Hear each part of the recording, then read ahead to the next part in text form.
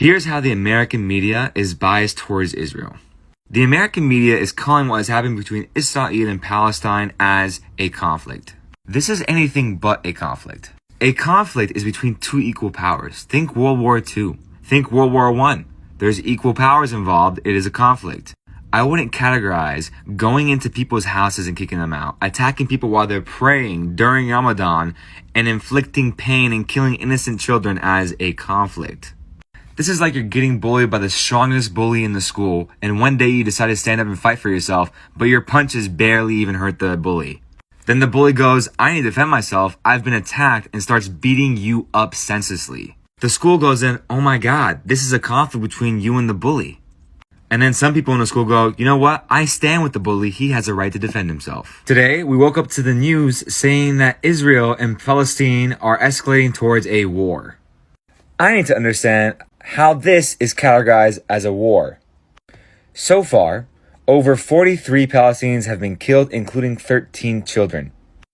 Israel's death numbers are in the single digits, and those numbers are unconfirmed from Palestine's end. When the American media categorizes this as a war, it legitimizes Israel's defense. It enables Israel to continue to bombard Palestine with incredible and devastating force. This is not a war. This is a David versus a Goliath. This is a state funded $3.8 billion by the U.S., trained by U.S. military, versus Palestine that is hanging on by a thread. Wake up, people. Early in the morning. What's going on, people? It's your boy Cam, Topical Juice, and I'm back with another video surrounding this Palestine-Israel conflict. To be honest, I shouldn't be using the word conflict, I should be using the word genocide, because that's exactly what's going on out there. In my last video, I used the word war, and what I meant by war is I meant violence. I should have been more specific, I should have said genocide. Because what's happening out there is inhumane. But once again, the UK media, the US media, they don't really tell the right story. They spin the narrative by using words like conflict. Now, as you saw at the start of this video, I inserted a little segment of a guy from TikTok, and that's actually what inspired this video. Because he explains the US's involvement, and I thought to myself, you know what? I need to do an episode on this and start exposing the US and the UK for their involvement in what's going on out there, and why they refuse to actually discuss the real realities of what's going on out there. It's not no even fight. As my man said at the start of this video, it is a David versus Goliath. And the reason why that is because who's the big one? Goliath, whatever, Goliath is the big one, yeah? It's because Goliath is backed by very powerful countries, including the one I live in, including US. Like, comment, subscribe for me, hit the bell to be notified for me. We're gonna get straight into this video today.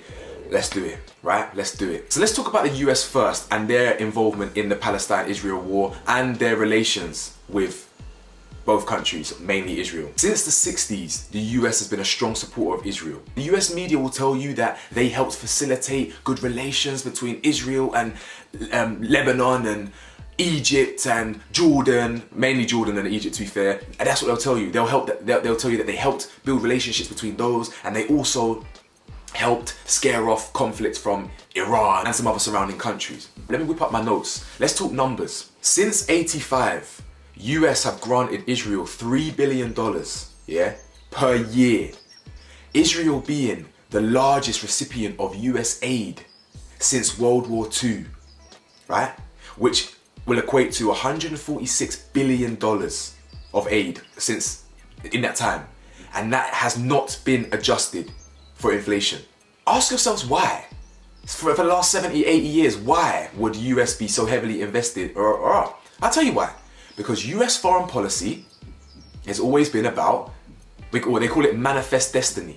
It's one of the ideologies, yeah, of US history. It's one of the foundations of US foreign policy, that we have to expand and look across our borders to grow, and it's all based on manifest destiny.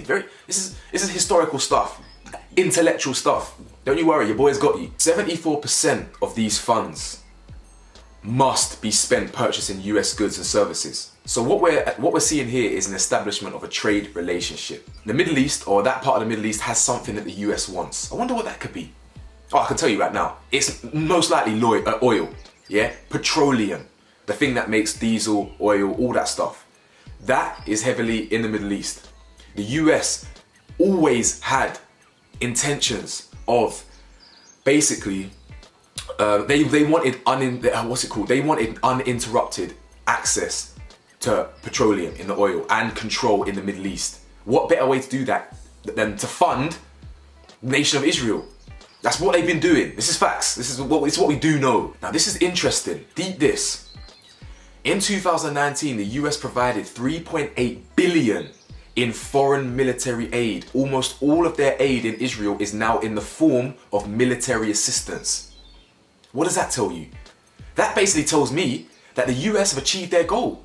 The US don't need to fund Israel no more to get their foot in the door. This is what the US does. This is what we do know. Throughout history, if you're a historian like me and you studied at uni, and I actually studied a lot of US modules, you'll know that the US always do that. Their foreign policy is aggressive because they want to essentially take over the world. If we're being real here, it's just imperialism. US did it. US are doing it. The UK did it. It's imperialism. It's what powerful Western countries do, right? And it's wrong, very, very wrong, very, very wrong. But deep that, in 2019, 3.8 billion in military aid. That's weaponry, training, all the rest, anything to do with military. Where do you think that military is being used on? Palestinians. All those bombings that you see and that they're all celebrating and hey, celebrating human death and hey, that is being funded by Western powers. US. Oh, we'll get to the UK. Don't worry about that. We'll get to the UK, but it's heavily US focused at the moment. So now ask yourselves, why is the narrative in the media all throughout the US about pray for Israel and oh, there's more tensions arising and oh, there's more conflict and oh, there's war here and there's battles there. No. You are literally funding a genocide for your own foreign policy reasons, for whatever reasons the US wants to get involved, whatever, fine. The fact remains the same. You have been funding the oppressors, essentially, for years. So that's why the US will not tell the entire truth through the media. Let's get to the UK, shall we? The UK's relationship with Israel hasn't always been rosy. I'll be honest with you, the UK have always been kind of borderline. We want to support Israel. We want to support the Arab kind of countries and Palestine and things like that. And there's actual proof of the UK supporting the Arab nations in the UN. There is proof of that. However, the UK, in fact, the UK is probably the most damning factor because they're the ones to blame for the whole ideology of Zionism, really. Not to blame, but they heavily supported the birth of a Jewish nation in what was called the Balfour agreement or arrangement. What was it called? The Balfour Declaration. 1917, the Balfour Declaration. Look on your screens right now. This is the official Balfour Declaration. It says, Palestine for the Jews, official sympathy. Mr. Balfour has sent the following letter to Lord Rothschild in regard to the establishment of a national home in Palestine for the Jewish people. Just a brief summary. On November 2nd in 1917, the British Foreign Secretary Balfour permanently changed the political and geographical landscape of the Middle East, outlining British support for the establishment of a Jewish state.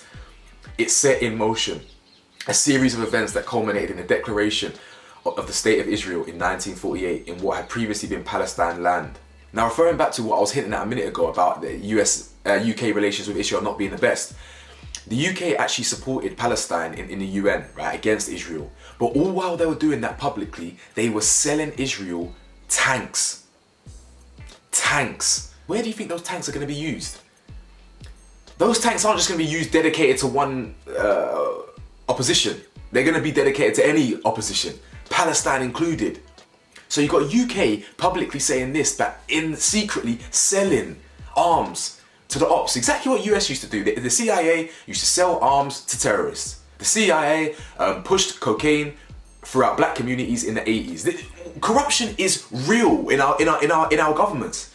It's as simple as that. Where we are today is literally based off the actions of our governments. Now, where UK-Israel relations strengthened is between 2010 and 2015.